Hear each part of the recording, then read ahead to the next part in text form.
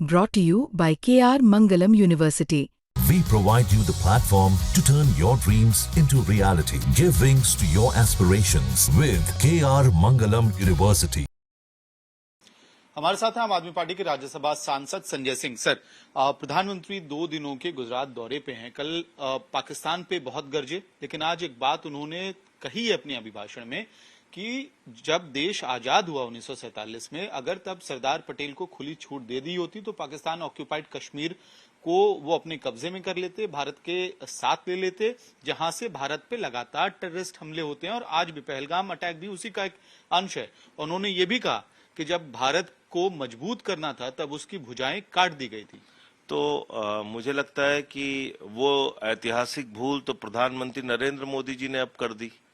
जब भारतीय सेना पीओके कब्जा कर सकती थी, बलूचिस्तान को पाकिस्तान के नक्शे से मिटा सकती थी और अलग कर सकती थी बांग्लादेश की तरह, उस वक्त आपने भारतीय सेना को रोक दिया।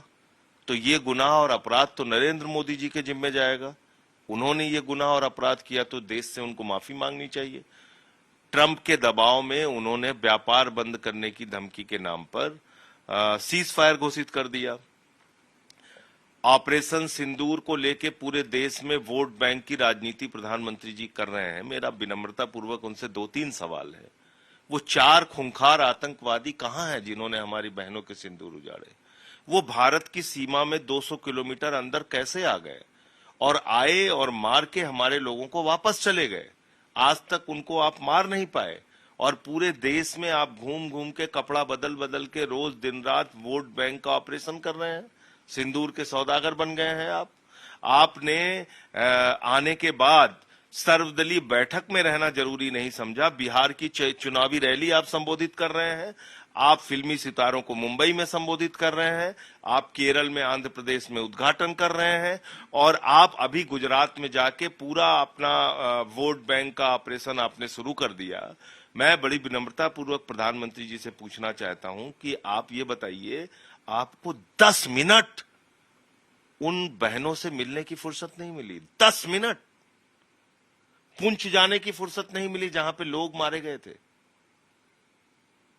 आधे घंटे का समय आप नहीं निकाल पाए उनके लिए। जितना समय आप कपड़ा बदलने में लगाते हैं दिन भर में 3-4 बार, उतना ही समय निकाल लेते कम से कम वो जो बहनों के सिंदूर उजाड़े गए थे उनसे मिलने के लिए।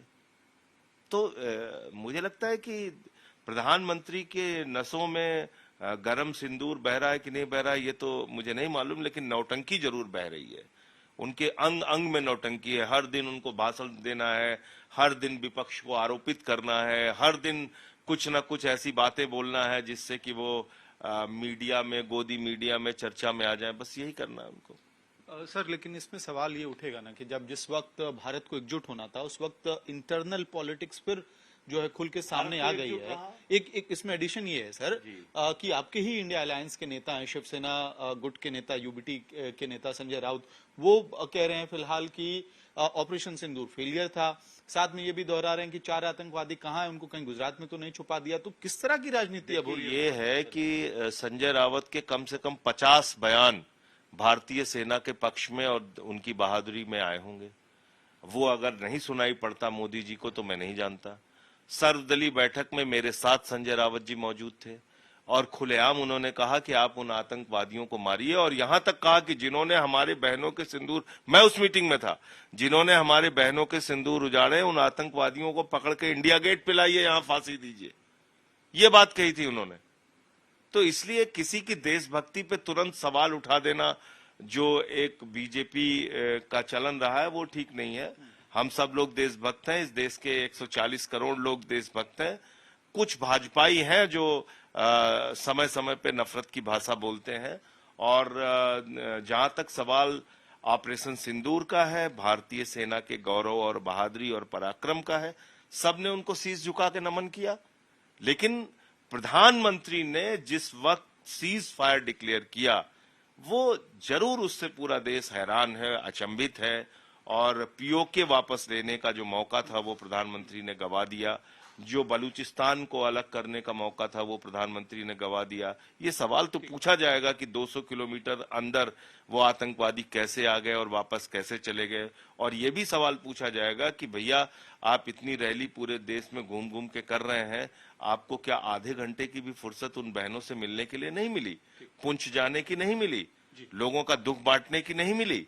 तो ये सवाल तो बनेंगे। आखिर में सर, कांग्रेस के बाद तृणमूल कांग्रेस भी फिलहाल रणनीति बना रही है, स्पेशल सेशन की डिमांड कर रही है। आम आदमी हमारी पार्टी ने भी किया है, हमने भी बार बार कहा है कि विशेष सत्र बुलाया जाए संसद का और उसमें सरकार एक एक बिंदु पे अपनी बात रखे, अपना जवाब दे। देखिए, हम राष्ट्रीय सुरक्षा के मसले पर सरकार के साथ, देश के साथ खड़े हैं, भारतीय सेना के साथ खड़े हैं, लेकिन अगर आप राष्ट्रीय सुरक्षा के साथ खिलवाड़ करेंगे, हमारी संप्रभुता और सम्मान के साथ खिलवाड़ करेंगे, तो निश्चित रूप से आपसे सवाल पूछा जाएगा। आप कोई सवालों से ऊपर नहीं है, आप कोई भगवान नहीं है, आप इस देश की जनता के चुने हुए प्रतिनिधि हैं और जनता की ओर से उनके मन में जो सवाल उठ रहे हैं वो पूछना हमारा हक और दायित्व है। ठीक है, हमसे बात करने के लिए बहुत बहुत धन्यवाद। तो संजय सिंह, विपक्ष के तमाम नेताओं की तरह ही अब भारतीय जनता पार्टी पर हमलावर हैं। प्रधानमंत्री नरेंद्र मोदी के गुजरात के भाषण पे पलटवार करते हुए कह रहे हैं कि प्रधानमंत्री फिलहाल वोट बैंक की राजनीति कर रहे हैं, और अब मांग उठ रही है विपक्ष की तरफ से, इंडिया अलायंस की तरफ से, कि स्पेशल सेशन पार्लियामेंट का बुलाया जाए, जहां पहलगाम आतंकी हमले से लेकर ऑपरेशन सिंदूर जैसे मसलों पर विपक्ष और पार्लियामेंट दोनों को ब्रीफ किया जाए। वीडियो सहयोगी रविकांत तोतावार के साथ महमद भारद्वाज, दिल्ली।